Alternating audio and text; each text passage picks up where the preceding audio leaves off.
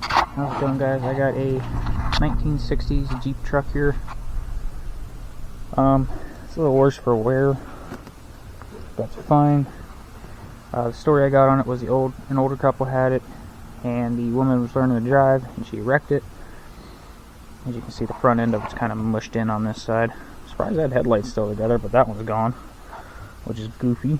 But it got crunched pretty good. It broke that there tie rod, but I had another front end with it, so it had a tie rod, so I took that tie rod off and put it on this one. And motor mount's gone. It broke, and the whole motor's sitting sideways. The pulley down there is bent. I don't know if you can tell. I don't know if it's the pulley bent or the crank's bent. I'm pretty sure it's just the pulley. It's pretty hard to bend a crank, I'm pretty sure. They can break. But it's missing the starter, carburetor. I have the head. I'm the one who pulled it off. It's been bored 20 over. This right here is by far the worst cylinder. The whole piston's pitted really bad. I'm not going to do a rebuild on it. I'm just going to try and get it running, because I'm just going to make it into a woods beater. So that's fine.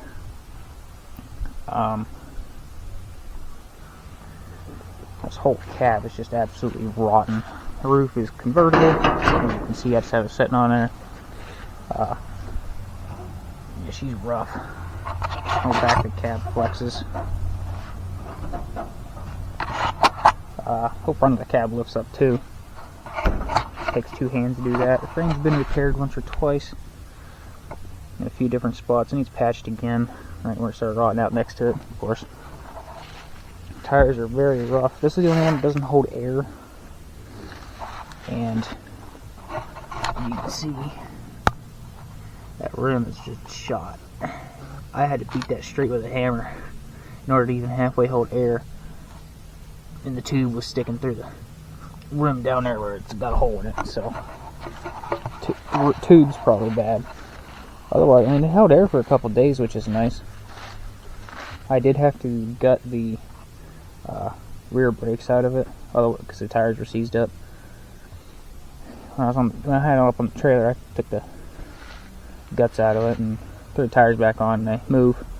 One's rubbing. I don't know what it's rubbing on. I think it's just I think the drums warped, but that's fine. This tank actually looked relatively nice at first, and I noticed this was loose. So I pulled it out, and you can see the ground. I thought, what the hell? So I come over here and I look, and the whole bottom of the tank's gone. I thought that was pretty funny, because it looked good, but the whole tank's gone on the bottom. I never seen a whole bottom of a tank rot out like that before. But, front tires I didn't have to do nothing to. They were loose, surprisingly. Leaf springs are absolutely sacked out. They're like full on flat here, which is fine. I really don't care. And then, front of the frame actually looks nice. It was a plow truck. The welds did break, of course. That was from us yanking on it with a skid steer, which whatever.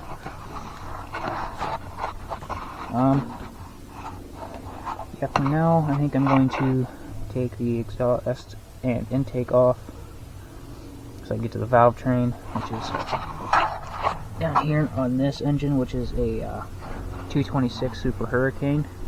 On the 4-cylinder Willys, I believe it's on this side here. And yeah, battery box is completely gone. Surprisingly, it actually has the interior light still, which actually surprised me, along with the old rear view mirror. Check that out. Got the old dome light in it. Rear view mirror. It's got the T90, I think it is, 3-speed.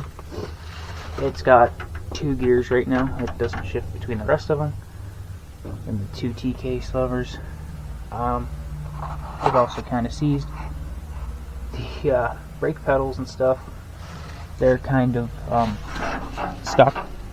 Or well, the mount broke off the frame for them, so they don't actually pivot. in the T case and transmission mount broke off. It's hanging down by a ratchet strap.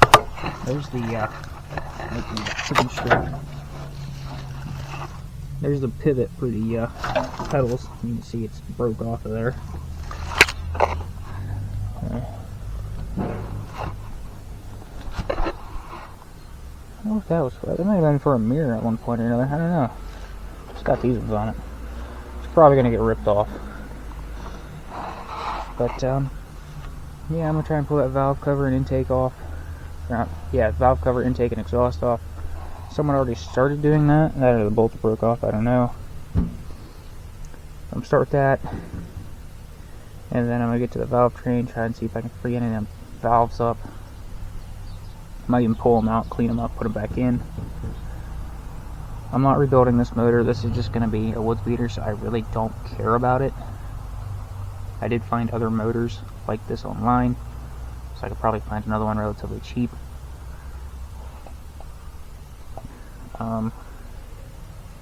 Yeah, I'm going to set you up and I'm going to start doing that once I find my tools here.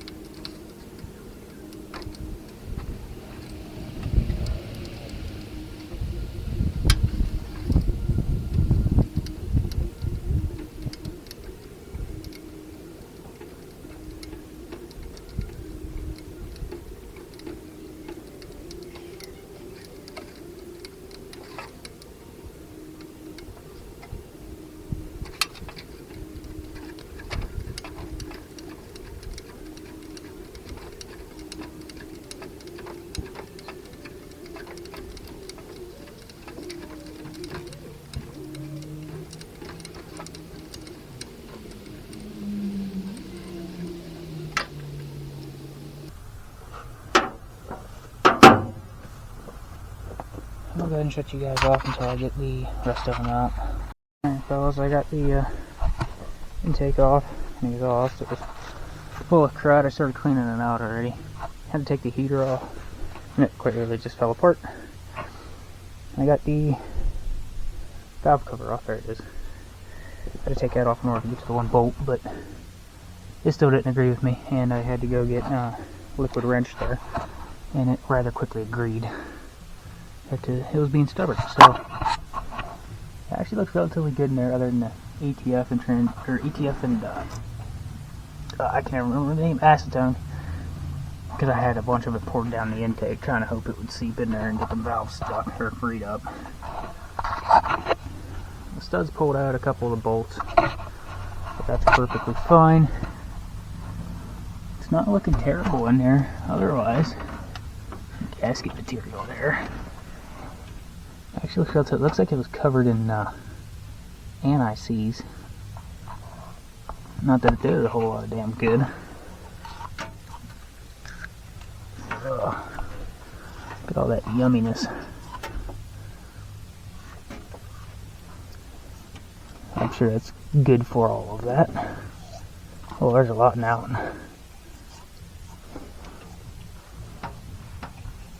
Oh yeah, the valves are gonna be rough to get out of there. I do have a spring compressor kit for these valves. I don't know if it'll work. Let's see. I mean, all things considered, they don't look bad. I wonder if the tappets will move. I hope they do. There wasn't much. I don't think there was any water in this thing, in the block, the oil, because it looked relatively low on the oil, so I don't think there's Oh, that's good for the exhaust, but I don't think there's any water in it really. I'm sure there is some, obviously, but oh, I'm uncovering something. What is that? Oh, I think that's a drain plug. But corn. I doubt there's any in there. That's a big old bolt too. Oh my goodness. You know that it's been out before and torn apart. How good it was done, I don't know. How long it ran after that, I don't know. I don't have a standard size for this. I have metric stuff. So we're going to go with a 30 millimeter for this. It's got a little bit of wiggle, but that should be fine.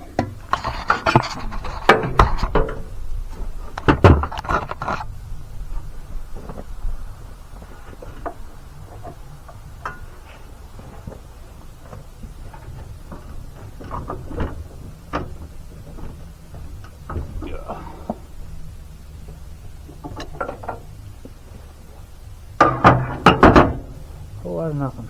I don't know if that crank beam's bent stopping it. I don't know. Oh, the whole balance fell off of it. I don't know if you guys can see that. I'm going to soak some of that water out of there and hit the pistons with a wooden block. Not water, but fluid. Hit the pistons with a hammer a few times on a block. See if I can get them freed up at all. Probably just going to start with this one here that I'm wiping out because it was the worst. I'll show you here in a moment. And I'm sure you can notice there's a couple of the head bolts broke off in the block here, which I'll get out eventually. And on these engines, at least mine had bolts, not studs, which is weird. I thought it had studs, but it ended up having bolts, which kind of caught me by surprise. That'll be good enough. Up here, there's that piston that's all pitted up. And that's not stuff on top of it, that's it being pitted down in. That one looks nice. I don't know if you can tell. It says 02 there, and 020 and 20 over.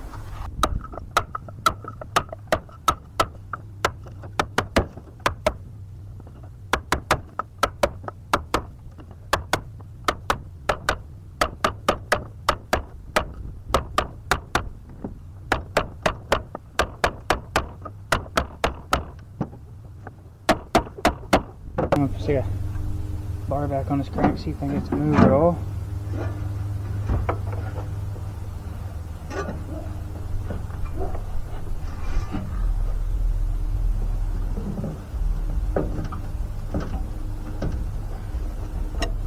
Now,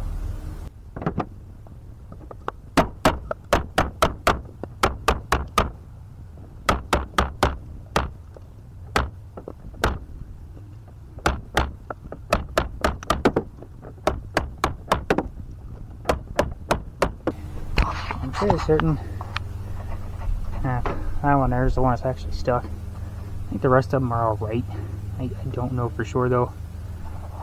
This one, when we first pulled the head off, there's a big old gap around the piston and the cylinder, which kind of had me confused, but it's gone now. I don't know if it swelled back up or what the heck happened there, but yeah. I mean, the cylinder bars aren't terrible on most of them. That one, the top is, but that's also the roughest one. That one's got a little bit of crust on it. The rest of them look alright. So, I think I'm going to stick a bar on the flywheel. See if I can get it to spin that way. See if I can even get to it. Kind of.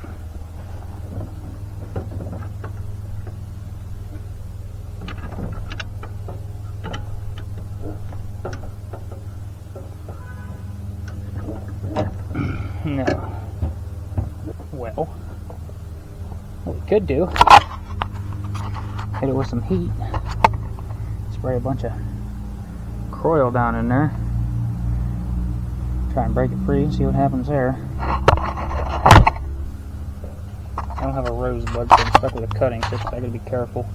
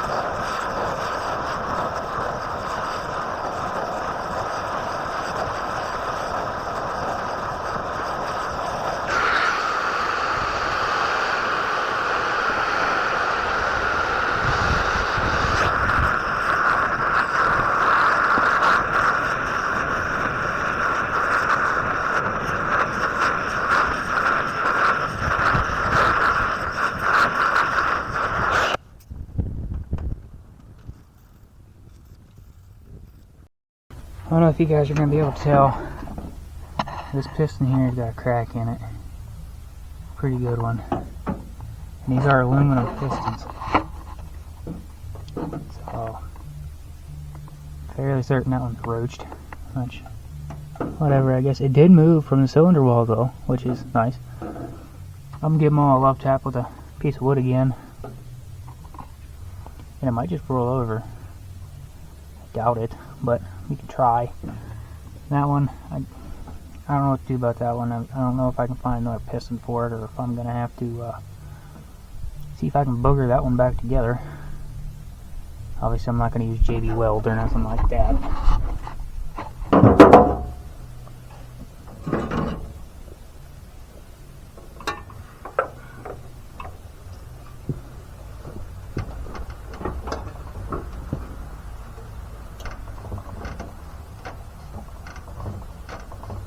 You're trying.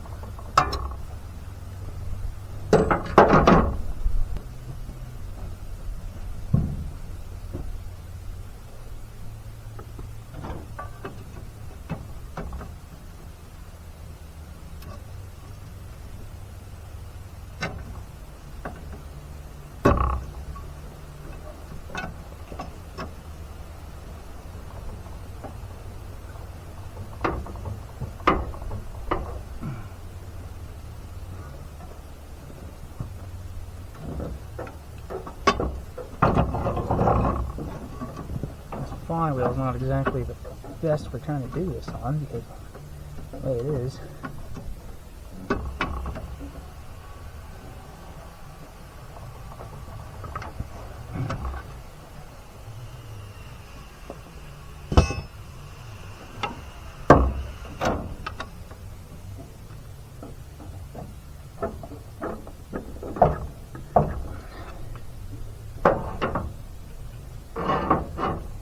I'm just going to have to go underneath and take the inspection cover off and try from there. I can't really get to it from the starter hole. So there's something I wanted to try. I don't know. I do got a floor jack under this. I don't know if the transmission seized up because it only has it only goes between 2 gears instead of 4. It's a 3-speed, but it does have reverse. So I'm going to pull this cover off. maybe. Let's see. Alright, so I got it off. It's covered in crap. So, that's awesome. I'll go grab my flathead. I'll just use this one, I really don't care. But I gotta get the bolt, find the bolts, get them out. I don't even know how many bolts are on this. It should be 4. But you never know.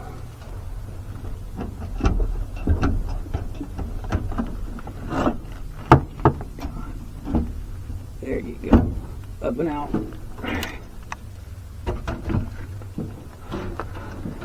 That shifts.